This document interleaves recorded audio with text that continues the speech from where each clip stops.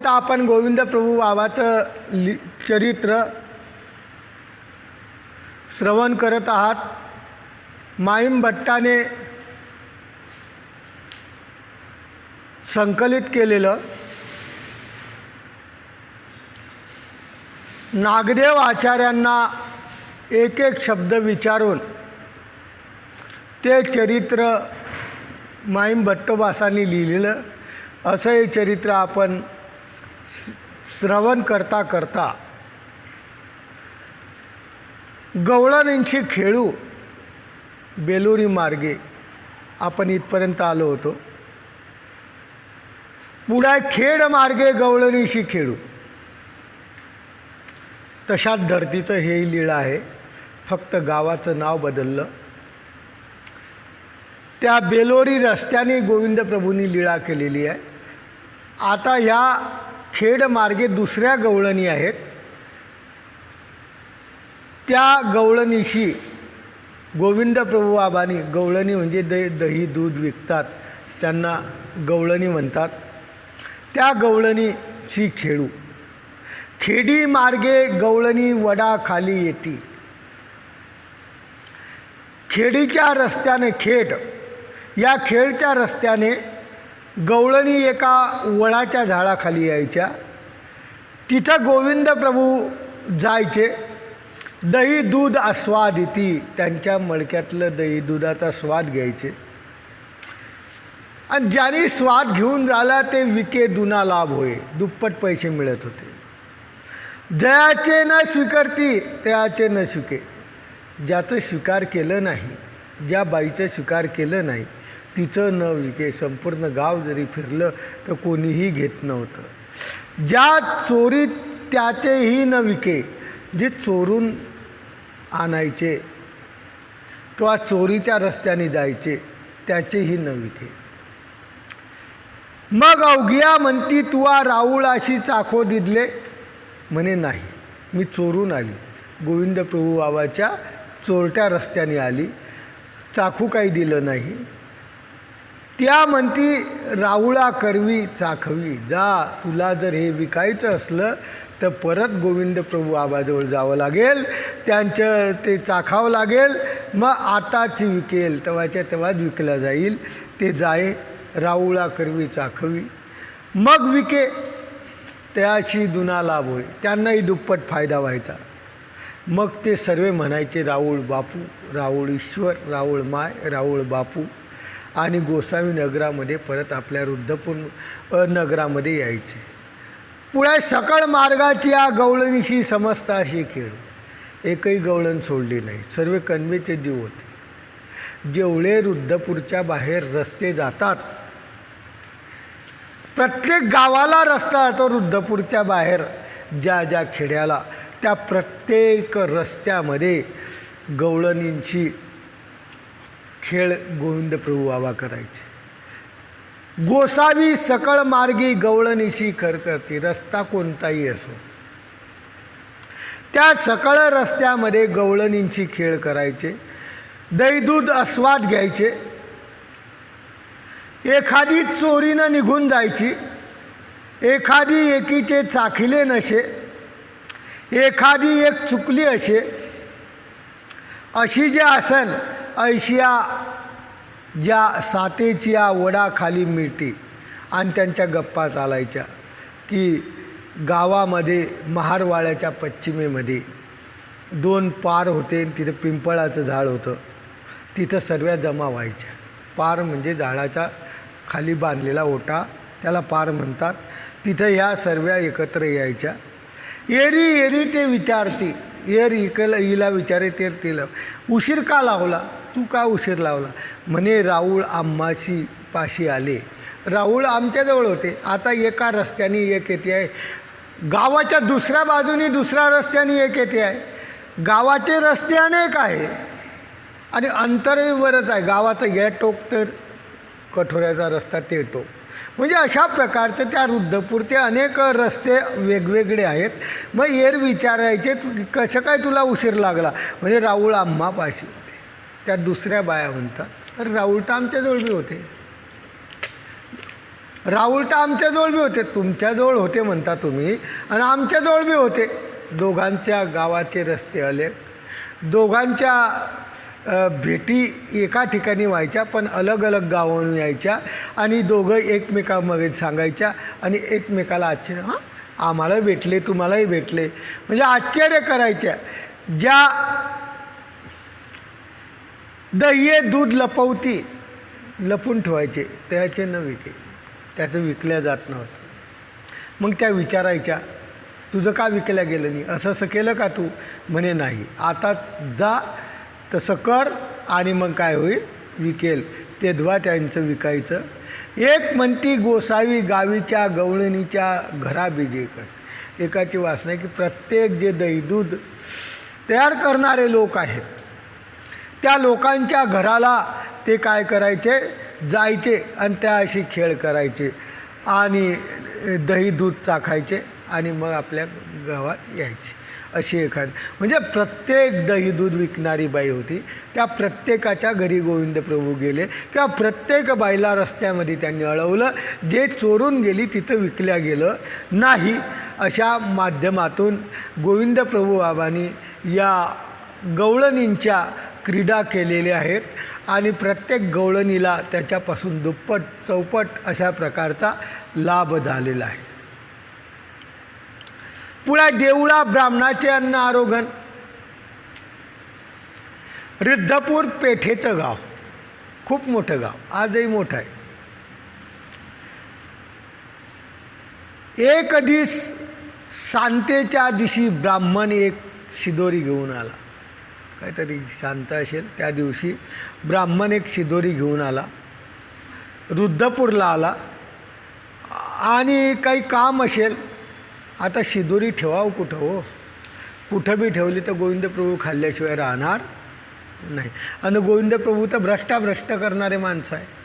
मग आता काय करावं, कोणत्या जावं, या देवळात गेला त्या का कोणत्या गावात जाऊ का, देवळात ठेवू का, कुठं देऊ. मग एका देवळाच्या जवळ पिंपळाचं झाड होतं. त्या पिंपळ होता, त्या पिंपळाच्या वर अशी लटकून दिली की इथं काही गोविंद प्रभू बाबा येणार नाही. शिदोरी ठेवली आणि वैजनाथाच्या दक्षिण त्या चिंचेपाशी त्यांनी काय केली, ती शिदोरी ठेवली. आपण आंघोळ करायला गेला, गोविंद प्रभू त्या ठिकाणी आले. गोविंद प्रभू बाबा त्या ठिकाणी आले, शिदोरी काढली, खायला लागली. कुठेही ठेवा, गोविंद प्रभू बाबाला खायचं आहे, पुढचा जीव कन्वेचा आहे तर खाणारच. आणि त्यांनी काय केली, ती शिदोरी काढून आरोगणा केली, म्हणजे जेवण केलं. तो आला, वास पाहतो, उठून सावमा आला, गोविंद प्रभू बाबाला दंडोत केला आणि त्याची जी कुमती होती, गोविंद प्रभू बाबाला चोरून लपवायची अशा प्रकारची जी कुमती होती ती गोविंद प्रभू बाबाने त्या ठिकाणी हरण केली. की त्याचा जो दोष होता तो दोष या ठिकाणी गोविंद प्रभू बाबांनी हरण केला आणि त्यांनी म्हटले, जीजी माझे दैव भाग्य. तो ब्राह्मण काय म्हणतो, माझं दैव आहे, भाग्य आहे की गोविंद प्रभू बाबांनी माझी शिदोरी आरोगणा केली, म्हणजे शिदोरीचं जेवण केलं, दंडवत केला, श्रीचरणाला लागला आणि गोविंद प्रभूचा उच्चिष्ट प्रसाद त्यांनी घेतला. म्हणजे गोविंद प्रभू बाबांना जर खायचंच आहे तर गोविंद प्रभू बाबांनी विचार केला नाही की त्यांनी शिदोरी कुठं ठेवली का काय केली, काय त्याची इच्छा नाही आपल्या खाऊ गायची. त्याची कणव आहे परंतु काही थोडासा दोष असेल, कणव जास्त असेल, दोष कमी असेल, म्हणून काय आलं की त्याची कुमती हरायची होती. हे भाग्यच लागतं की ते कुमती गोविंद प्रभू बाबांनी हरली आणि तेव्हापासून त्यांनी कोणतीही गोष्ट गोविंद प्रभू बाबाला दाखवल्याशिवाय खाल्लेली नाही. पुढे कर्म ब्राह्मणा मान देणे. कौनी एकी पर्वणी ब्राह्मण देवळा स्नानात. काहीतरी पर्वणी आली, ब्राह्मण लोक स्नानाला गेले. गोविंद प्रभू बाबा त्या ठिकाणी गेले. गोविंद प्रभू बाबाला पाहिलं आणि ते ब्राह्मण म्हणतात, राऊळ स्नानविधी येतो तुम्हाला? तुम्हाला स्नानविधी येतो का? जे कर्म राहटीचे षट कर्म आहे त्याच्यापैकी हा एक कर्म आहे. तुम्हाला येतं का हे स्नानविधी? गोविंद प्रभू बाबा परिसराला जाऊन आले. परिसरा म्हणजे शौचविधीला जाऊन आले. श्रीकरी मृत्तिका घेतली. मृत्तिका म्हणजे माती. पूर्वीचे लोक काही साबणाने हात धुवत नव्हते. पूर्वी काय अशा प्रकारच्या सुविधा नव्हत्या. शौचविधीला गेल्यानंतर हात हा खाली मातीला घासायचे आणि मग धुवायचे. गोविंद प्रभू बाबांनी सुद्धा तसंच केलेलं आहे. आणि सप्त शौच केली. 7 वेळा शौचाला जाऊन आले गोविंद प्रभू. मग वैजनाथाच्या पुढं मंत्रोक्त स्नान गोविंद प्रभू बाबांनी सुरुवात केली. त्यांना वाटतं की गोविंद प्रभू बाबाला येतच नाही आणि त्यांना एक चमत्कार दाखवायचा होता. म्हणून त्यांनी काय केलं, तर्पण केलं. अर्ध धोत्र पक्षाळूनी वाळवूनी धुवून वाळवले. टिळे केले, संध्या केल्या, यथोचित कर्म आचरले. आणि ते म्हणती आम्ही आतापर्यंत एवढं चांगलं कर्म जाणलं नाही. आतापर्यंत आम्हाला हे षटकर्म माहीत नाही. आतापर्यंत आमचं आयुष्य सर्व ब्राह्मण वेशामध्ये षटकर्मामध्ये गेलं. यजन याजन अध्ययन अध्यापन या अशा प्रकारच्या कर्मामध्ये गेलं, परंतु आम्हाला आलं नाही. आणि गोविंद प्रभू बाबांनी इतकं सुंदर अशा प्रकारचं केलं.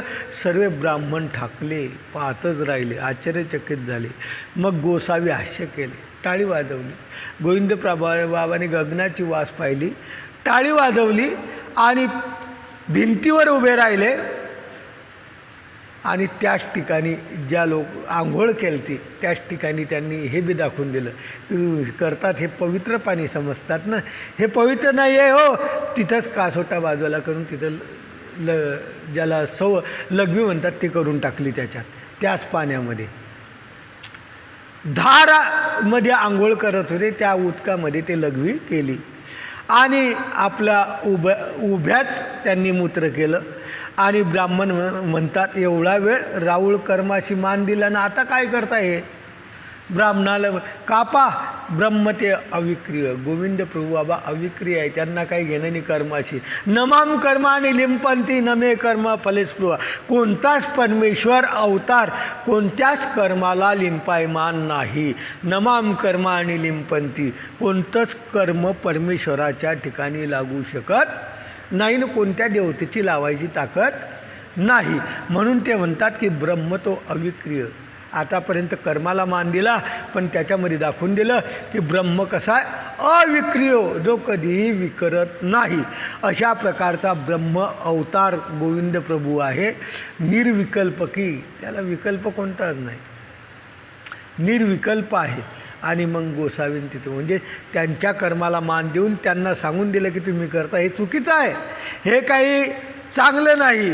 आणि त्याच्यामध्ये दाखवून दिलं की गोविंद प्रभू बाबा अविक्रिय आहे. गोविंद प्रभू बाबाची भक्ती करा. गोविंद प्रभू बाबाला सर्वस्व माना, बाकीच्याला मानू नका. पुढा युद्ध समयी श्री अलंकार स्वीकारू. रिद्धपूर गावात घेणे आले. गावीचे देवळापाशी झुंजावयाले. शेजारच्या गावाचे लोक भांडण्याला झाले. गावीचे लोक सर्वे आपले कपडे कुठं अडीत लपवले, कुठं पुरून टाकले, कुठं सोनं चांदी होतं ते अमक्या ठिकाणी बाईचे अलंकार होते ते इकडं तिकडं लपवून घेतले. कारण हे लोक येतील गावात आणि आपल्याला काय करतील, नागवून जातील, आपल्याजवळ काही राहणार नाही. मग गोविंद प्रभू बाबा त्या ठिकाणी गेले आणि एक बाई होती. त्या बाईचे अलंकार होते अंगावर खूप. आता अलंकार होते, तिला वाटलं कुठं ठेवावं, मोठी पंचायत. बाकीच्यांनी ज्याच्या त्याच्या पद्धतीने लपवले, आपण काय करायचं? मग तिने सर्व अलंकार आपल्या शरीरावरचे काढले आणि राऊळाजवळ दिले, गोविंद प्रभू बाबाजवळ दिले. ज्याला म्हणतात सुरक्षित अशा प्रकारचं तिजोरी, ज्या तिजोरीला कोणाचाही धक्का लागणार नाही, अशा प्रकारच्या गोविंद प्रभू बाबाजवळ तिने काय केलं, देऊन टाकले. माझे अलंकार ठेवा. मेली दे म्हणे, देना म्हणे, अहो देवच म्हणे आणि देच म्हणे. अशा प्रकारचं 3 वेळा घेतले.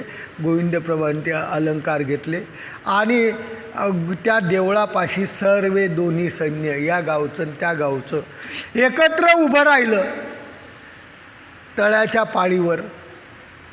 मग काय, गोसावी त्या दोन्ही सैन्यामध्ये गेले. गोविंद प्रभू बाबा त्या दोन्ही सैन्यामध्ये गेले आणि गोविंद प्रभू बाबाला पाहिल्यानंतर गोविंद प्रभू बाबाची हमेशा कृपादृष्टी होती. आपली कशी दृष्टी आहे, कुकर्मी दृष्टी आहे. आपली दृष्टी कधीच चांगली नाही. आपण कधीच आयुष्यात कोणाला चांगलं म्हटलेलं नाही. कोणताही चांगला माणूस असला त्याला दोष लावल्याशिवाय आपण काही सोडत नाही. पण गोविंद प्रभू बाबाची जी दृष्टी होती ती दृष्टी कृपादृष्टी होती. आणि त्या सैन्यामध्ये जाऊन गेले आणि गोविंद प्रभूंनी इकडं तिकडं दोन्हीकडं पाहिलं. त्यांची कुमती हरली. युद्ध करावी अशी कुमती त्यांची काय झाली, हरली. युद्धच झालं नाही, मारामारच झाल्या नाही. ते म्हणतात इथं राऊळ आले, आता काय झुंजू. इथं तर गोविंद प्रभू आले, आता काय झुंजायचं. मग ते त्या गावाचे त्या गावाला गेले, या गावाचे या गावाला गेले. मग ते बाई इकडे तिकडे पाहायला लागली. आपले अलंकार तर आपण राऊळाजवळ दिलेले होते. मग शेजा सायल्याला पाहिलं तिने की बुवा ते अलंकार माझे दिले होते गोविंद प्रभू बाबाला, कुठं आहे. त्या शेजारच्या बाया म्हणतात, बाई त्यांच्याकडे कशाला दिले तू अलंकार, राऊळ वेळे पिशे कुठं फेकून देतील. रडायला लागली. एवढे मोठे अलंकार आपले, आणि ती रडायला लागली. गोविंद प्रभू बाबा त्या ठिकाणी विजय केला. ती रडायला लागली. तिथं गेले आणि ओटीमधले अलंकार सर्व काढून तिला काय केले, द्यायला लागले. आणि म्हणितले, आओ मेली घे घे म्हणे. घे ना म्हणे, घेच. अलंकार दिले आणि मग तिला खूप मोठं राऊळ माय राऊळ बाप अशा प्रकारचं राऊळाने माझं अलंकार काय केले, जतन केले. परमेश्वरावर श्रद्धा असली, परमेश्वरा भाव असला की परमेश्वराचा नक्कीच रक्षण करतात. पण त्या भावामध्ये थोडीशी कमतरता आली की दुसऱ्याचं ऐकलं. दुसऱ्याचं ऐकल्यामुळं शेवटी तिच्या बी मनावर परिणाम झाला की बुवा राऊळ खरंच कुठंतरी टाकून देतील. एवढासुद्धा दुष्परिणाम आपल्या मनावर व्हायला नको. आपण भक्ती करतो आहे, स्मरण करतो आहे, चरित्र वाचतो आहे, मंदिरात देवपूजा करतो आहे, पण एखाद्याने जर म्हटलं काय उठलं की देवपूजाच करता, याचा परिणाम आपल्या मनावर व्हायला नको. असा जर झाला आणि देवपूजेला तरीही आले पण मनामध्ये त्याचा काय झाला, आपल्या मनावर त्याचा प्रतिबिंबच झालं, आपण पूजाही केली तर त्याचं गोमटं लागणार नाही. कोणतीही गोष्ट करा श्रद्धापूर्वक करा. या चरित्रातून सांगितलं आहे की श्रद्धापूर्वक तुम्हाला काही करावं लागेल. कोणी सांगितलं म्हणून ती श्रद्धा विभाजन करू नका की त्यांनी सांगितलं आणि तसं झालं. त्यांनी सांगितलं म्हणून नाही झालं, आपल्या कर्मात होतं तसं झालं. परमेश्वर तर रक्षण करताच हो, पण कर्म जर आपले खराब असले तर परमेश्वर किती वेळ कर्म चांगले करतील. आपण खराब कर्म करतच जायचे आणि परमेश्वराने चांगले कर्म आपले ते खराब कर्म नासतच जायचे असं नाही. आपल्याला नासा इतकी आपली योग्यता नाही. म्हणून कदाचित आपल्याला असं वाटत असेल की आपण परमेश्वराची भक्ती करतो पण आपल्याला परमेश्वर काही सहाय्य करत नाही. परमेश्वर सहाय्य करत आहे, परंतु तुमची जी भक्ती आहे ती भक्ती निर्हेतुक पाहिजे. हेतुक असली तर ती काही कामाची नाही. निर्हेतुक भक्ती करा. आपच मरो अगर तरो कर्मण्येवा अधिकार असते मा फलेषु कदाचन मा कर्मफले हेतुर् माते संगस्त कर्म. भगवान श्रीकृष्णांनी गीतेमध्ये बी सांगितलं की कोणत्याच कर्माची इच्छा करू नका, फक्त करायचं. देवानी सांगितलं म्हणून मी केलं, बाकी याच्यापासून काय होईल याची कधीच फलाची इच्छा करू नका. निश्चितपणे आपल्याला जे भेटायचं तो दाता परमेश्वर आहे, याचा विचार आपण करायचा नाही. अशा माध्यमातून ह्या लीळा आपलं ऐकतो आहे. पुढा केशवी बटकुरे कपाट निबंधी श्री प्रभू बाहेरी क्रीडा. गोसावी पढत होते तिथं अनाध्याच्या दिवशी, ज्या दिवशी अध्ययन नाही अशा दिवशी उपाध्याय चाट्यासहित उपाध्याय आणि ब्राह्मणाचे पोरं यांच्यासहित खेळावया पाठव, म्हणजे त्या पोरांना खेळावयाला पाठवायचे. मग गोसावी बी त्यांच्यासोबत जायचे. देऊळा जाती, एखाद्या अनाध्या देवळाकडं जाती, तिथं खेळते. एखाद्या दिवशी चाट्यासहित तळ्याच्या पाळीवर म्हणजे तळ्याच्या काठावर जायचे. तिथेही काय करायचे? खेळायचे. अवघे खेळू लागले आणि गोविंद प्रभू खेळता खेळता केशवाच्या मठामध्ये गेले. केशवाचा मठ पूर्वीच्या काळात खूप मोठा असावा, कारण त्याच्या ज्या मूर्ती पंथात खूप आहे, विशेष खूप आहे. या केशवाचा ज्या लीळा आहेत, या लीळा खूप अगम्य आहे. त्यामुळं तिथला विशेष नमस्कारणं काय आणि प्रसाद नमस्कारणं काय सारखंच आहे. अशा प्रकारच्या त्या केशवाच्या देवळाला गोविंद प्रभू बाबा विजय केले आणि त्या मूर्तीशी खेळ. खूप मोठी मूर्ती असावी ती. तिच्या पाषाणापासून कितीतरी मूर्त्या पंथात आलेल्या आहे, कितीतरी विशेष झालेले आहे. अशा प्रकारची ते केशवाची मूर्ती तिथे अशी गोविंद प्रभू खेळायला लागली. गोविंद प्रभू खेळता खेळता त्या मठामध्ये गेले. चाटे म्हणजे ते ब्राह्मणाचे मुलं, त्यांनी काय केलं? कवाड बंद केलं. ते मधी गेले ना, यांनी कवाड बंद करून घेतलं, बाहेरून लावून घेतलं. केशवाच्या मठामध्ये गोविंद प्रभू बाबा गेले. या पोरांनी काय केलं? कवाड काय केलं? बाहेरून लावून घेतलं आणि गोसाव्याला भीतरी कोंडलं. कोण आहे? कोणाची ताकद आहे? परमेश्वराला मध्ये कोंडायची. 7 दरवाजे श्रीकृष्ण चक्रवर्तीच्या जन्माच्या वेळेस, मोठमोठे कुल्प, त्याला मोठमोठ्या साखळ्या, कितीतरी त्याच्यावर रक्षक, तरी परमेश्वराला काही फरक पडला? परमेश्वराच्या पुढं कोण आहे हो? कोणी नाही. किती हे करा तुम्ही.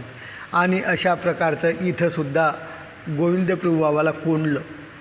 गोसावी 12वेकडे लेंकुरवांत क्रिया करती.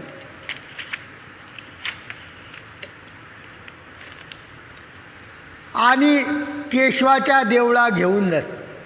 देवळा अंत घाली ती बाहेर निघती. देवळामध्ये घालायचे, बाहेर निघून जायचे.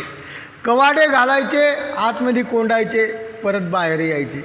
मग चाट्यांनी विचार केला हे काय करतात, म्हणून ते काय झाले, सर्व टोळी हे केली आणि म्हणे आम्ही गोविंद प्रभू बाबाला भीतरी कोंडलं. कुठं? मंदिरात, त्या केशवाच्या मंदिरात कोंडलं. आता राऊळ कोणा वाटायचे रे? आता राऊळ कोणत्या वाटेने निघतील बाहेर? आम्ही सर्व दरवाजे काय केले? मंदिराचे बंद करून टाकले. अशा प्रकारचे ते चाटे ब्राह्मणाचे मुलं गावात सांगायला लागले.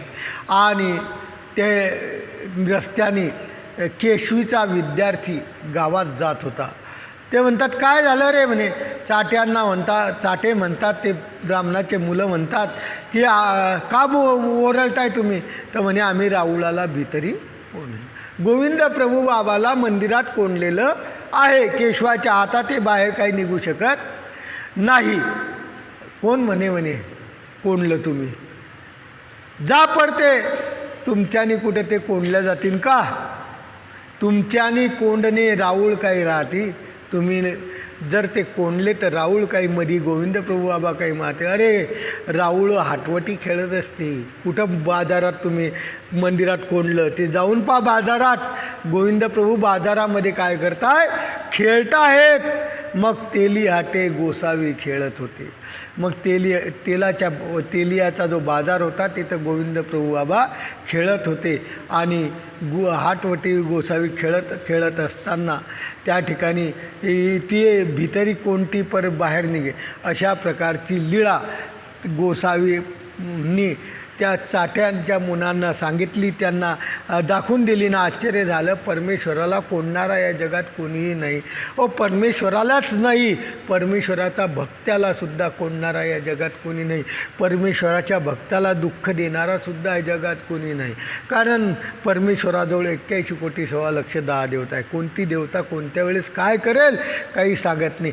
साधारण स्थिती झालेल्याला सुद्धा धक्का लावायची कोणाची ताकद नाही. चर्मकारा उपलक्षणी की त्याला त्या चुनखडीत टाकल्यानंतर सुद्धा तो बाजारात फिरत होता, खेळत होता. त्याच्या गळ्यातला हारसुद्धा कोमाजलेला नव्हता. म्हणजे अशा प्रकारचं परमेश्वराचं स्थिती जर इतकं परमेश्वर रक्षण करू शकतात तर परमेश्वराच्या ज्ञानाचं किती रक्षण करतील. आणि स्वतः परमेश्वराला कोणण्याची ताकद कोणाची नाही. परमेश्वर हा हमेशा स्वतंत्र आहे.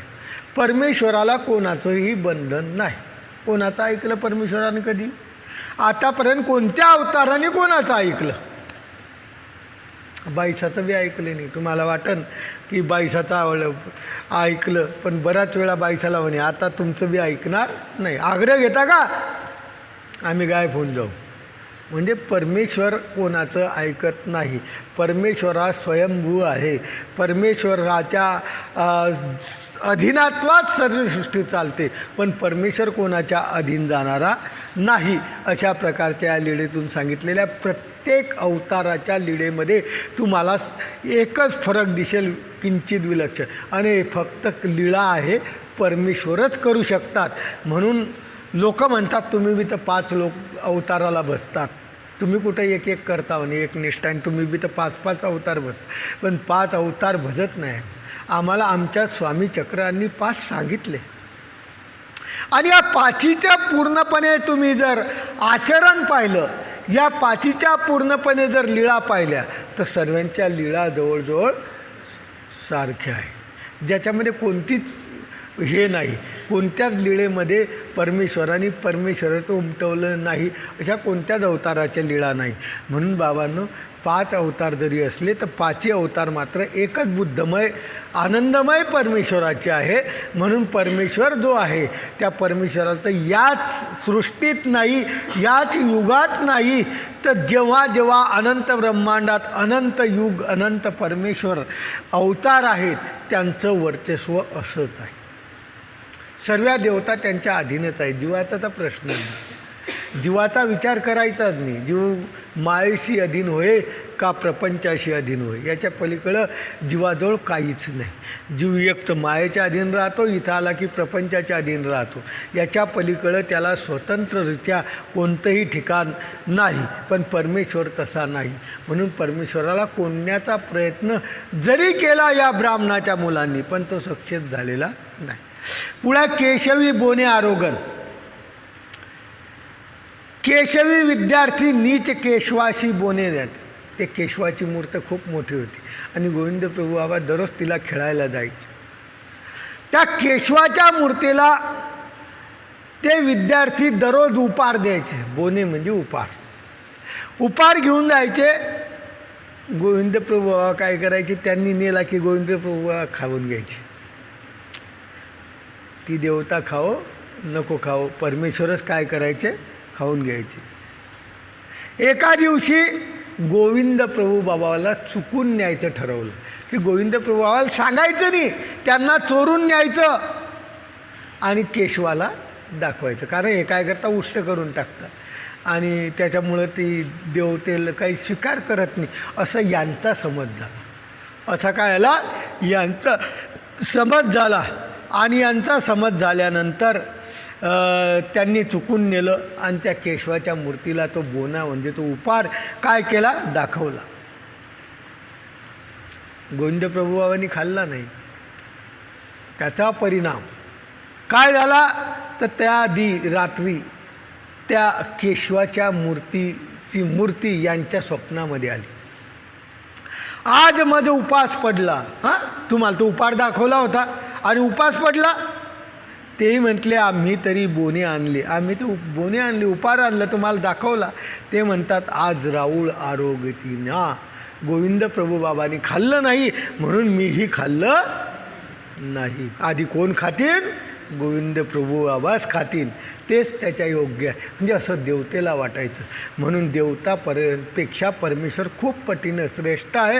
म्हणून बाबांनो काही झालं तरी चालेल, पण देवता भक्ती आपण कधीही चुकून करायची नाही आणि मनामध्ये सुद्धा तसा उल्लेख करायचा नाही. कारण त्या देवतेने दाखवून दिलं की राऊळाने आरोग्यलीने त्या दिवसापासून सर्वांना असं झालं की आधी राऊळाला दाखवायचे. आधी उपार कोणाला दाखवायचे, गोविंद प्रभू बाबाला दाखवायचे, राऊळ प्रसाद करायचे आणि नंतर परमेश्वराचा उष्ट देवता खात होते.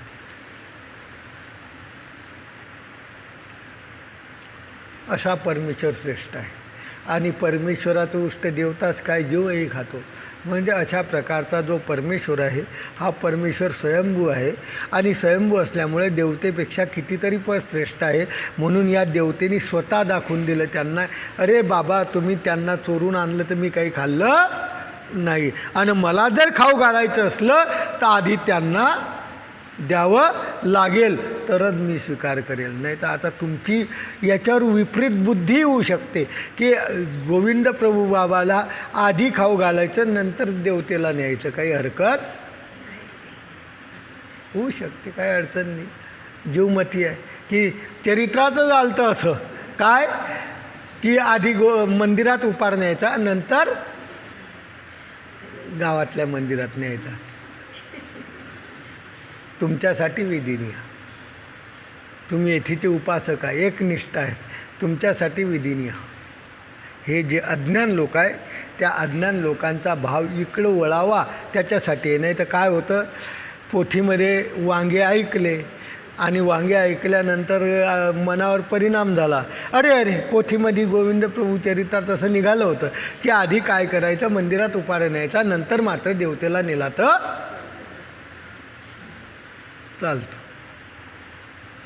हा तुमचा विधी नाही. म्हणून लक्षात ठेवायचं, हा तुमचा विधी नाही, तुम्हाला विधी नाही. हे अज्ञान लोक जे देवता भक्ती करणारे त्यांना इकडं वळवण्यासाठी हा मोठा प्रताप गोविंद प्रभू बाबांनी केलेला आहे. पुढे द्विजा मार्ग सांगणे. गोसाई भैरवाच्या पाळी दक्षिणे येत होते. भैरवाची पाळी होती, दक्षिण दिशेला येत होते.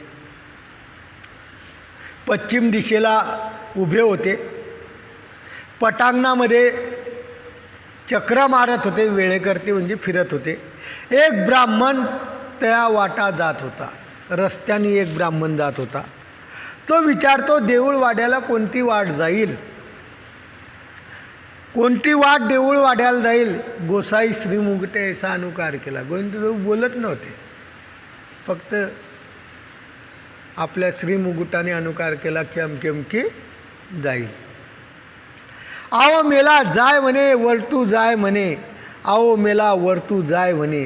वरतू जाय, बरोबर तुला त्या देऊळवाड्याला जाईल. श्रीकराच्या अनुकाराने गोविंद प्रभू बाबांनी त्याला म्हटलं, आओ मेला जाय, वरवटे जाय, वरवर जाय, वरच्या रस्त्याने जाय म्हणजे तू देऊळवाड्याला जाशील. त्याने म्हटले, अहो उजू सांगा, व्यवस्थित सांगा, मला काही कळत नाही. तो एक आला आपल्या गावातला. तो म्हणतो राऊळ जे आहे ना ते उजूच सांगते, ते चुकीचं सांगत नाही, ते बराबरच सांगतात.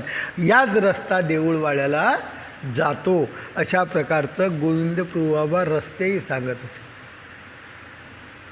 पुढे द्विजा कांडी सांगणे. तळ्याच्या पाळीवर आदित्यापासून पश्चिम टेकडीवर पूर्वाभिमुख लिंगाचं देव.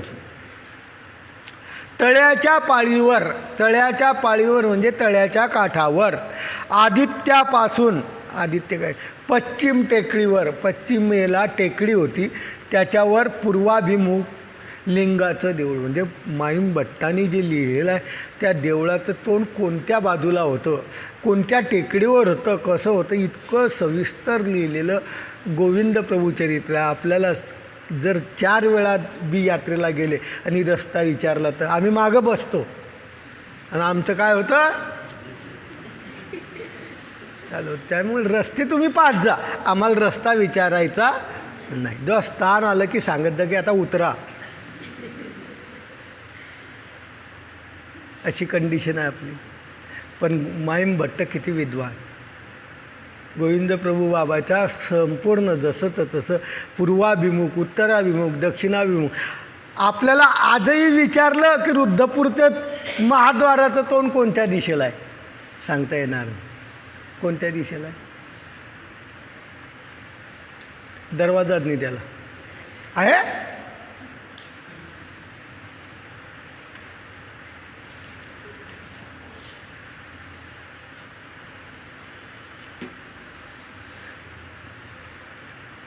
म्हणजे आपण इतक्या वेळा जातो तर आपल्याला ते माहीत. चांगदेवच्या मंदिराचं तोंड कोणत्या दिशेला आहे? काय नक्की नक्की नक्की? आणि हरताळ्याचा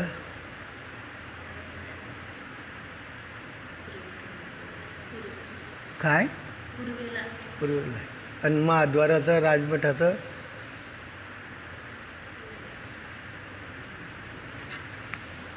ईशान्येला. कुणीकडं आहे? नाही, मला माहीत होतं. बरं, कितीची पैर लावता? कुठं आहे पहा ना, आता मला बी माहीत नाही.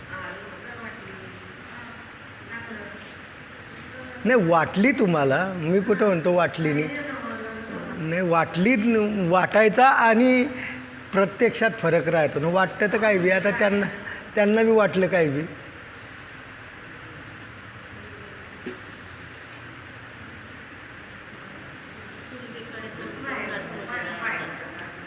बाहेरचं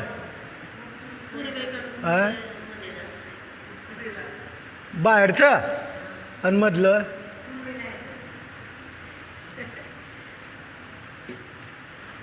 असंच आहे का?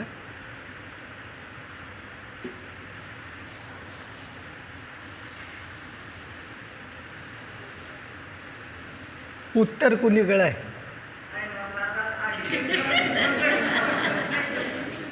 नाही, इकडं समजते ना, इकडं आहे ना.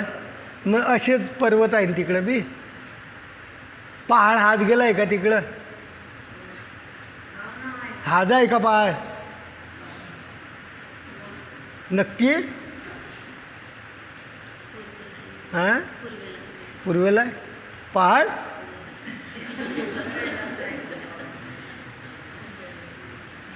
पूर्वेला आहे मेन तोंड आणि मधलं तोंड उत्तरेला आहे. हां, जे शिरतो ना ते पूर्वेला आहे आणि राजमठात जेव्हा खालचं छोटं स्थान करून मध्ये जातो ना ते उत्तरेला आहे. हो, असाच पर्वत आहे ना. पर्वत हा सरळ सरळ सरळ गेलेला आहे ना. यक्षदेवाच्या मठाचं तोंड कुणीकडं आहे? उत्तरेला आहे.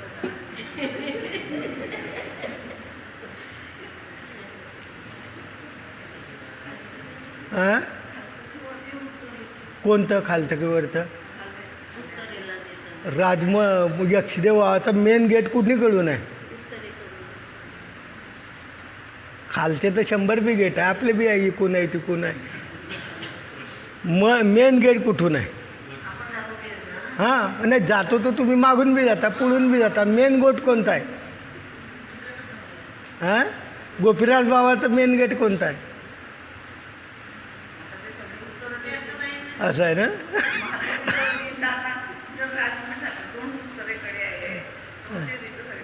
मग मी कुठं काय म्हणतो? मग कोणतं विचारलं म्हणून म्हटलं मेन गेट हेच आहे उत्तरेकडचं.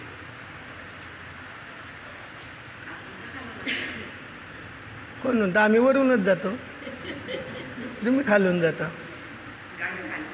आता गाड्या, आता मी गाडी जात नाही, काही पायी पायीच जातो. तर अशा प्रकारचं इतकं सविस्तर त्यांनी लिहिलेलं आहे. पूर्वाभिमुख लिंगाच्या देवळी ब्राह्मण वेद म्हणती धोत्र वाळविती. वेद म्हणायचे, कपडे वाळवायचे. त्यापाशी गोविंद प्रभू गेले खेळत खेळत. त्यांचं एक कांडी निगिता विसरला, त्याच्यामध्ये काही वेदाची कांडी राहते ते विसरला. स्वामी म्हणतात, अहो मेला जाय म्हणे नाठवे, तू चुकीचं म्हणतो आहे. तेच म्हणायला लागला, अहो मेला जाय म्हणे, चुकला चुकला, तू जे म्हणतो ना ते चुकलेलं आहे. एक मेला जाय चुकला म्हणे. मग आपण त्याला काय केलं? आसारून म्हटलं. गोविंद प्रभू आणि त्याची चोख दुरुस्त करून झाले आणि त्याचं म्हणणं चाललं.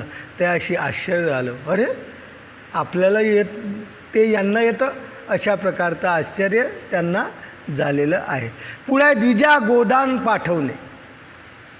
बंदेश्वरा पश्चिमा दुबळ ब्राह्मण. बंदेश्वराचं मंदिर होतं, त्याच्या पश्चिम बाजूला दुबळा म्हणजे गरीब एक ब्राह्मण राहत होता. तो गोसाव्या ते देखुनी म्हणितले. गोविंद प्रभू बाबाला पाहून म्हणतो, दुबळा लेंकुरवा माझी काही मिळेना. मी दुबळा आहे, गरीब आहे, माझ्या पोरायला काही भेटत नाही. स्वामी म्हणतात, अहो मेला जाय म्हणे अळसपूरला जाय. अळसपूर म्हणजे अचलपूर. अचलपूरला जाय, तिथं तुझं गोदान येईल, कांड देईल. तो म्हणे मी मूर्ख माणूस आहे, तिथं जाऊन काय करू? तिथं वेदवंताचं काम आहे, हुशार माणसाचं काम आहे, तिथं गोदान भेटेल. पण जे ब्राह्मण वेदोक्त आहे ते काहीतरी म्हणतील, त्यांना देतील. मला काय देणार आहे? मी मूर्ख आहे, मी वेदनेने, मला काही येतच नाही. काही शास्त्र जाणाव तेही येत नाही. मग काय? अरे जाय म्हणे. गोविंद प्रभू बाबा त्याला काय म्हणतात, जाय म्हणे. तो गेला तर काय झाला की त्याला खूप मोठा मान दिला. परमेश्वराने पाठवलं होतं, गोदान झालं, त्यालाच गाईचं दान झालं, त्यालाच दक्षिणा झाली आणि काही मिळालं, खूप काही मिळालं. आणि उद्याच गोविंद प्रभू बाबाच्या दर्शनाला आला आणि कवनीकडे नव्हते कवनी कवने, कोणाकडे जायचं असं गोविंद प्रभू विचार करत होते. त्या ठिकाणी तो आला आणि ज्याला काही येत नव्हतं पण पाठवलं गोविंद प्रभू बाबांनी, म्हणून त्याला सर्वात जास्त मान मिळाला. आणि सर्व काही गोदान, अनिकदान, दक्षिणादान सर्व त्याला भेटून गेलं. अशा प्रकारचा त्या दुबळा ब्राह्मणाला गोविंद प्रभू बाबांनी श्रीमंतसुद्धा करून दिलं. पैसा बी परमेश्वरच देतो. असं वाटतं आपल्याला की आपल्याजवळ पैसा आहे, आम्ही कमवलेला आहे, आमच्या नवऱ्याने कमवलेला आहे, आमच्या पिढीने कमवलेला आहे, काही नाही, कोणीच कमवत नाही. हे सर्व परमेश्वराचं आहे आणि परमेश्वर देते आपले. परमेश्वराने जे दिलं आहे तेच आपलं आहे. आपल्या कष्टाचं काहीच नाही. आपण म्हणतो कष्ट करतो, कष्ट करून बी तुम्हाला नाही मिळालं तर काय होणार आहे? काही होणार नाही. म्हणून परमेश्वराच्या भक्तीने जे मिळतं ते खूप दुर्मिळ मिळतं आणि त्या ब्राह्मणाला मिळून गेलं. पुढे द्विजा असू देणे. ब्राह्मण एक दुबळा, हा बी ब्राह्मण गरीबच होता. सोमवारी कारणे देऊळवाडा जात होता. सोमवारी अमावस्येच्या कारणे देऊळवाडा गावाला जात होता. तो रस्त्यात वृद्धपुराला आला. गोविंद प्रभू बाबाचं तळ्याच्या पाळीला काय झालं? दर्शन झालं. तळ्याच्या काठावर दर्शन झालं. नमस्कार केला. मग विनवलं, मला द्रव्य नाही, माझ्याजवळ पैसे नाही. आणि कन्या उपवर झाली. अशी कन्या उपवर म्हणजे लग्नासारखी मुलगी आहे. विवाह करावया काहीच नाही आहे ना. आहो मेला जाय म्हणे. काही मागा परमेश्वराला, फक्त श्रद्धापूर्वक मागा. आहो मेला ये म्हणे. म्हणून बंदेश्वराच्या मागं नेलं. बंदेश्वराचं देऊळ होतं, त्याच्या मागं नेलं. दगडा बाजूला केला, खोदलं आणि आंजोळी भर आसू त्याला दिले. आसू त्या काळच्या सोन्याच्या आसू. आताचे पैसे सर्व कागदाचे, तेव्हा आसू सर्व कशाच्या होत्या? सोन्याच्या. सोन्याचा भाव आता किती आहे?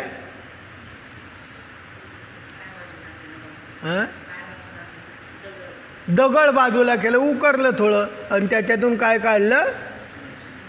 आंजोळीभर आसू काढल्या आणि त्याला दिल्या. त्याच्या ओटीमध्ये घातल्या.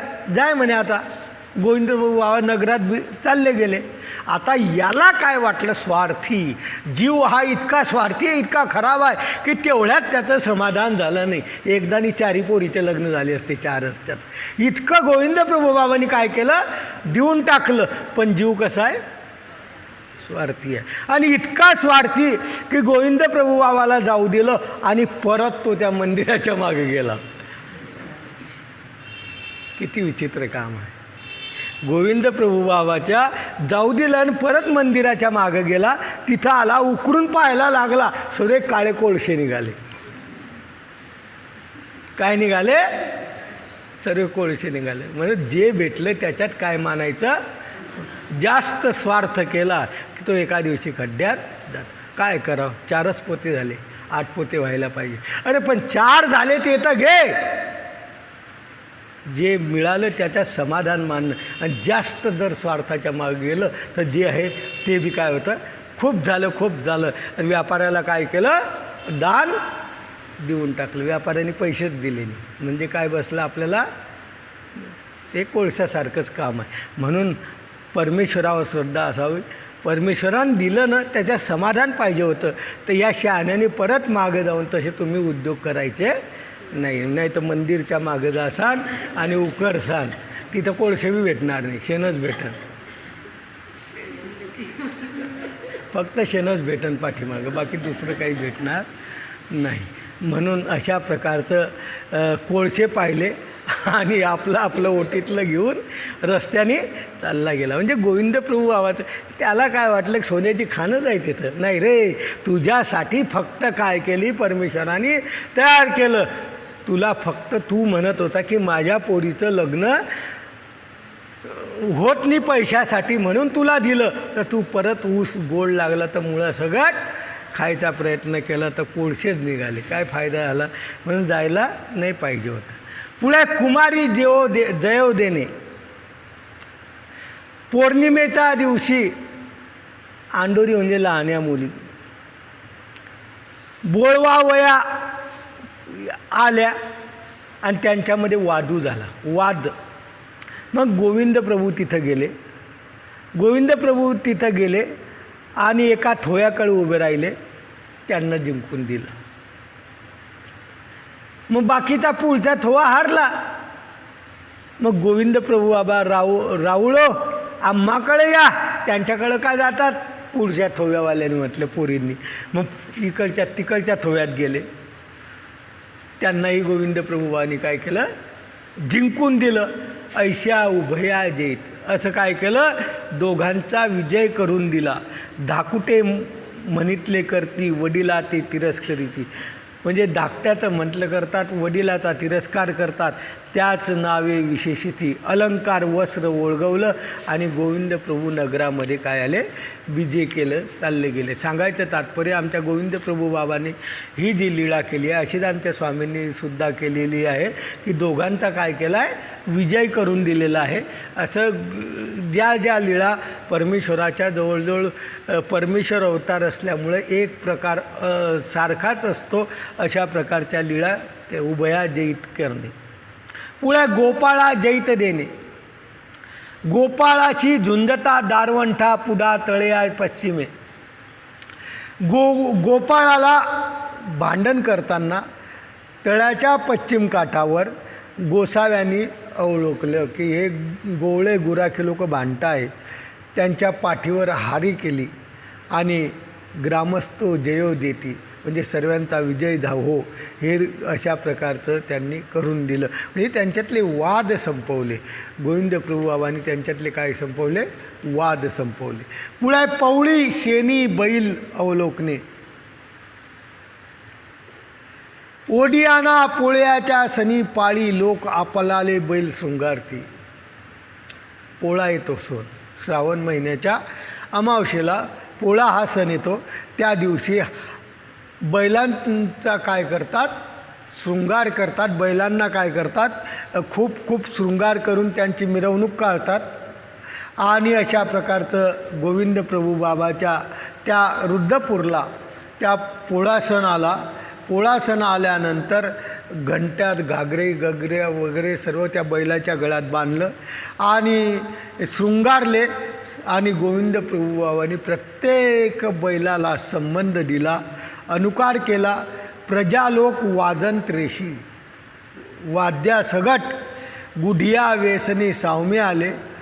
गोविंद प्रभू बाबाला घरात घेऊन गेले. त्या बैलांना घरात आक्षेपणा वगैरे केली गोविंद प्रभू बाबाची. आणि गोविंद प्रभू बाबांनी तिथं प्रसाद केला आणि त्या बैलाला प्रसाद भेटला आणि गोविंद प्रभू बाबा निघून गेले. म्हणजे गोविंद प्रभू बाबांनी सुद्धा पोळा सण या ठिकाणी साजरा केलेला आहे, परंतु आपल्यासारखा नाही. आपण काय करतो, पोळा सण साजरा करतो, पण जितकं वर्षभर त्या बैलाला मारत नाही तितकं त्या दिवशी काय करतो, मारून टाकतो. कारण मोठ्या बाटल्या त्या दिवशी घेतो आपण. आणि आपल्याला आपलेही लोक राहतात, नौकर लोक राहतात आणि मालक लोक बी त्यांना दारूला पैसे, तर सर्व अनिष्टालाच कारण आहे. हे करी तया नरक, धरी तया नरक, एकेकाच दे तया नरक. असं काही समजायचं नाही. नाही आम्ही फक्त त्या नोकराला पैसे दिले हो दारू प्यायला, पण त्याच्यात तुम्ही बी सहभागी आहे. एकाच दे तर याही नरक. स्वामींनी सांगितलं आहे हिंसा आहेच, तुम्ही नाही पेली पण दुसऱ्याला प्यायला काय केली. एक दारू पित नाही पण दुसऱ्याला दारू प्यायला काय देतो, पैसे देतो. म्हणजे हा त्याचा पाटे आहे का नाही, भागेकरी आहेच. म्हणून ते गोविंद प्रभू बाबांनी अशा प्रकारचं पोळा साजरा केला. तशा प्रकारचा वाद्यंत्र सगट त्यांची मिरवणूक काढून पोळा साजरा. त्या बैलाला शृंगारायला पाहिजे तर त्या 4 पायाच्या बैलापेक्षा 2 पायाच्याच बैल शृंगारलेला राहतात. येतात कुठं काय, इथं खोबरं ठेवलेलं राहतं परंपरेनं, माहीत नाही का ठेवतात. आमच्या बाबांपासून परंपरा आहे ती. बैल खोबरं खावं का नको खावं, 2 पायाचा बैल तर खाऊनच घेतो.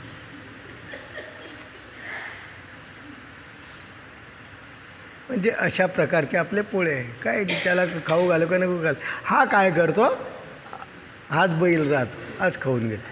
अशा प्रकारचं काही फायदा नाही. गोविंद प्रभू बाबांनी इतका सुंदर सण केलेला आहे त्या मुक्या प्राण्याचा. तो तुमचे कष्ट करतो, तुमच्या शेतात कामं करतो, तुमचं ऋण फिरतो आहे, म्हणून त्या ऋणाच्या माध्यमातून थोडा एका दिवशी तरी त्याच्या अशा प्रकारचं हे करतात लोक. पुढे गायी बुजवणे. गोसावी पूर्वीला दारवंठा बिजे करते. पूर्वीच्या दरवाजाने बुजे करायचे. महाद्वारा भीतरी दोही दार संका उरा येसण्या उंच चिरे रोविले असते. पा गोसावी पूर्वीला दारवंठा बिजे करते. महाद्वाराचं तोंड कुणीकडं आहे, पूर्वेला आहे का नाही. पूर्वीला दारवंठा म्हणजे समोरचा दरवाजा. त्या दरवाजाने काय करायचे, बिजे करायचे.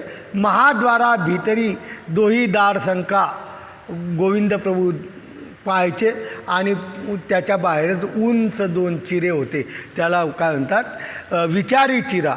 त्या चिऱ्यावर गोसावी उभे राहायचे आणि तेथून अवघे नगर गोविंद प्रभू बाबा परमेश्वरपूर पाहायचे, अवलोकन करायचे. नगराच्या बाही प्रदेश अवलोकन करायचे आणि गोसावी नगरा महाद्वारा खेळायचे. महाद्वार म्हणजे गावाच्या 4ही बाजूच्या येशी, त्या ठिकाणी खेळायचे. पहिलीकडून जायचे, दुपट्या गायी येत होत्या तर गोसावी त्या चिऱ्या आड लपती. त्या चिऱ्याच्या आड काय जायचे, लपून जायचे. तर गाया आल्या आणि हू म्हणून बुजवले. हो केले उभे ठाकले, हो केले उठिले. श्री मुकुटावर कपडा घेतला आणि हू करून त्या गायीच्या काय लागले, पाठी. म्हणजे गावातून गायी येत आहे महाद्वारापर्यंत.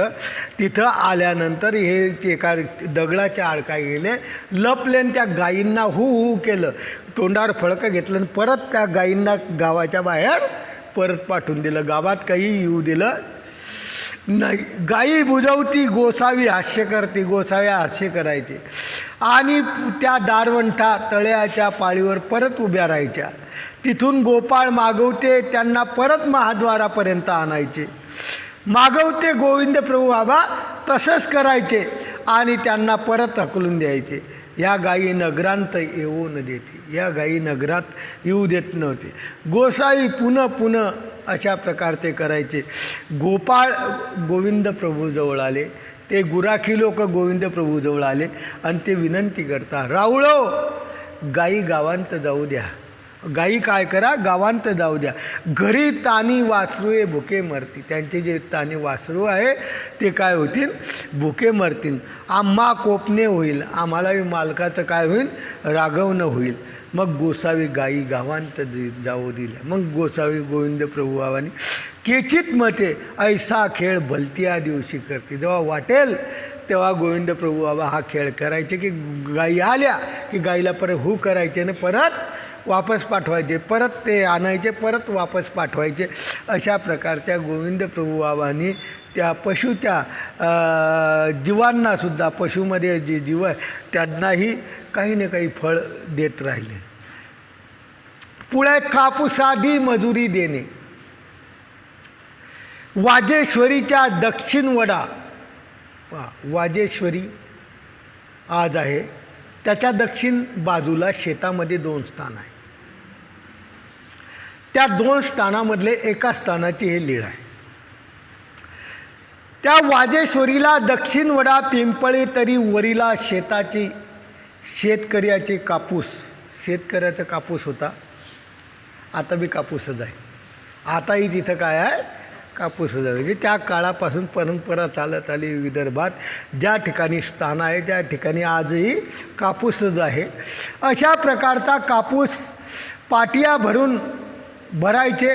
राऊळ येती आम्हाशी बर्वे वाटून द्यायचे. पूर्वीच्या काळात काय होते, मजूर लोक जे व्हायचे ते पैसे नव्हते घेत. ते काय करायचे, वेचायचे आणि त्याच्यातला अर्धा वाटा आपण घ्यायचे आणि अर्धा वाटा मालकाला द्यायचे. मग आता हे वाटे कोणी करायचे म्हणून गोविंद प्रभू आबाला बोलायचे. कापूस वाटणे असं त्या स्थानावर लिहिलेलं आहे. ते बर्वे वाटून देत. गोविंद प्रभू त्या ठिकाणी विजय करायचे. ज्याचे जैसे वाणी तैसे देते. ज्याचं जसं असन तशा प्रकारचं देत होते. गोसावी त्यांच्याजवळ यायचे, उकळ आसन बसायचे आणि वाटू रिगायचे. थोरू गोळा तो साना करते. थोर गोळा आहे तो साना करायचे. साना गोळा तो थोर करते. असं गोसावी आओ मेला घे ना म्हणे, घेशी म्हणे. आणि असा कापूस काय करायचे, ते वाटायचे. ज्याचा वाटा ते म्हणती राऊळे आमचा बरवा वाटीला. ज्याचा शेताचा मालक होता ना, तो मालक काय म्हणायचा की राऊळांनी खरोखर वाटा काय केला, व्यवस्थित केला. आमचा बरवा वाटा, आमचाही वाटा सुंदर वाटला. आणि मजूर काय म्हणायचे, जे मजूर आहेत ते मजूर काय म्हणताय, राऊळे आम्हाशी मोठा उंडा दिला. राऊळाने आम्हाला काय दिला, मोठा उंडा दिला. पण दिला दोघाला काय केला, सारखाच दिला. मग ए रे रा सुख होय. त्यांना बी सुख होय, मालकाला बी सुख होय आणि मजुरालाही सुख होय. मग विजय करते. अशा प्रकारचं त्या ठिकाणी गोविंद प्रभू बाबा लीळा करायचे. कापूस वाटणे म्हणजे आपसात भांडण व्हायला नको म्हणून त्या भांडणाच्या याच्यात ते कापूस असा वाटून द्यायचे आणि गोविंद प्रभू बाबा तिथून विजय करायचे. एक म्हणती पूर्विले शेताच्या शेतकऱ्या कापूस वाटून मजुरी देते.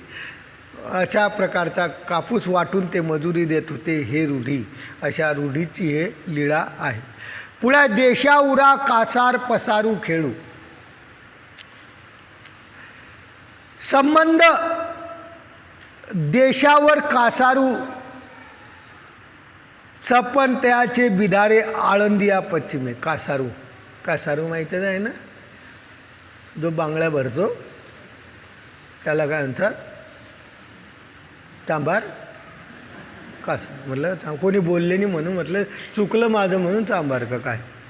आता तुम्ही बांगड्या भरता म्हणून विचारलं कोण चांभार भरतो का कासार भरतो. आता इकडे विचारलं असतं तर हे म्हटले असते आम्ही भरतच नाही, वादच नाही. त्याच्यामुळे इकडे विचारावं लागलं, बोलले नाही म्हणून म्हटलं चांभार भरतो. ते तर गोविंद प्रभू जायचे, सर्वाला संबंध द्यायचे, आरोग्यना करायचे. पसारा तिथं पडलेला आहे. ग्राहिक यायचे, गोसावी हातासन करायचे. आओ मेला जाय घे ना म्हणे, घ्या म्हणे. सवंगी द्यायचे. राऊळ आमचे महाग विकले. त्यांना काय वाटायचं, जे मालक होते पसारा घेऊन आले त्यांना वाटायचं राऊळाने आमचं महाग विकलं. आणि ज्यांनी घेतलं ना त्यांना वाटायचं की आम्हाला स्वस्त भेटलं. असं उभय वर्गाशी काय करायचे, सुख होय. गोसावी हाटाशी संबंध देती मग विजय करते. म्हणजे गोविंद प्रभू बाबांनी रुद्रपूरला राहून समताचं प्रतिपादन केलेलं आहे. गोविंद प्रभू बाबांनी असं कोणावर अन्याय व्हावा असं कोणतंही काम 125 वर्षात केलेलं नाही. प्रत्येकाला ज्याचा जसा हिस्सा आहे त्यानुसार त्याला देण्याचा प्रयत्न केलेला आहे. हे गोविंद प्रभू बाबाचं रुद्रपूरचं अवतार कार्य एक दृष्टपरही आहे आणि अदृष्टपरही आहे. पुढे कमला शेटी विनंती शिकारू. कमल शेटी तो कासार. गोसावी त्याच्या आळिया त्याच्या घरी विजय न करते. त्याच्या घरी जात नव्हते. त्याच्या आळी म्हणजे गल्ली आणि त्याच्या घरी काही जात नव्हते. हे कधी काय झालं, देशावरही करूनी येऊनी. देशावरून तो आला. देशावर म्हणजे जापान, थायलंड, पाकिस्तान असा देश नाही. पूर्वीचा देश म्हणजे जिल्हा. जिल्ह्यात दुसऱ्या जिल्ह्यात व्यापाराला गेला त्याला देशावर म्हणायचे. अशा प्रकारचा तो त्या वापस आला आणि त्या आळंदियापाशी उभा राहिला. आळंदी म्हणजे दोही देवाचा संबंध ज्या ठिकाणी झालेला आहे. जेव्हा आमचे चक्रधर स्वामी पहिल्यांदा रुद्धपूरला गेले आणि रुद्धपूरला गेल्यानंतर चांगदेव भट्ट सोबत होते, तेव्हा गोविंद प्रभू बाबाची आणि आमच्या स्वामींची प्रथम भेट म्हणजे ज्ञानशक्ती शिकारानंतरची भेट ज्या ठिकाणी झाली त्याला आळंदी म्हणतात. नाही तर तुम्हाला आळंदी फक्त एकच माहीत आहे. नाही तर देवानीच सांगितलं आळंदीला जायचं, ती आळंदी नाही. हे रुद्धपूरच्या स्थानाचे दोही देवाच्या भेटीचं स्थान आहे, त्याला आळंदी म्हणतात. या आळंदीला गोविंद प्रभू बाबा उभे होते. त्यांनी संबंध दिला. आरोगणा करती आपलं बीजेनं करती त्याच्या घरी हे करत नव्हते. आळंदीपाशी राहिले.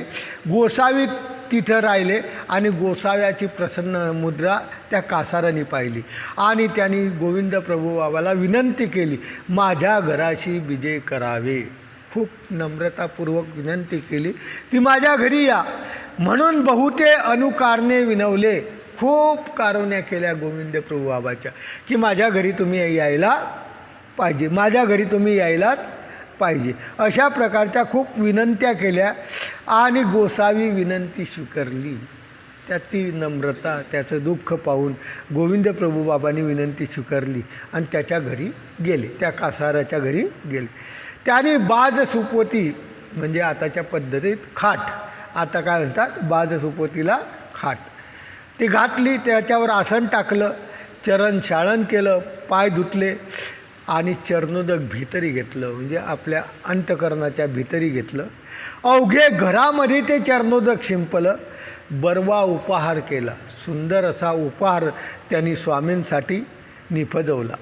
गोसाव्याची आरोगणा दिली म्हणजे भोजन दिलं. गुळळा झाला, विडा झाला. जेवण झाल्यानंतर गुळळा करत होते, विडा दिला. मग हात जोडून म्हणितले, जीजी हा ठाव पवित्र झाला जी, आज माझं घर पवित्र झालं. आतापर्यंत मी ज्याची वाट पाहत होतो, आतापर्यंत माझ्या मनात जे होतं, तुम्ही आमच्या आळीलाही येत नव्हते, आमच्या घरी येत नव्हते, पण आज तुम्ही आल्यानंतर माझं घर काय झालं पवित्र आलं. गोविंद प्रभू बाबाच्या पदस्पर्शाने भोजनाने काय आलं पवित्र आलं. म्हणून त्यांनी स्तुती केली. गोसावी कासाराच्या वाड्यात विजय करावे जी.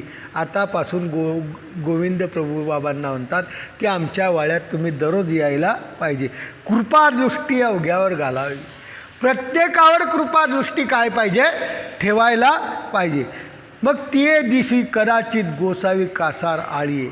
त्या दिवसापासून गोविंद प्रभू बाबा विनंती केली, नम्रता केली की परमेश्वर स्वीकार करायला तयारच आहे. परमेश्वराच्या ठिकाणी फक्त विनंती करण्याची गरज आहे की परमेश्वर ते क्रिया स्वीकार करायला तयार आहे. त्या दिवसापासून गोसावी कासाराच्या आळीये त्याच्या घरा विजय करते. त्याच्या घरामध्ये काय करायचे, जायचे, तिथं थांबायचे, खेळ क्रीडा करायचे आणि परत मार्गाला यायचे. बस.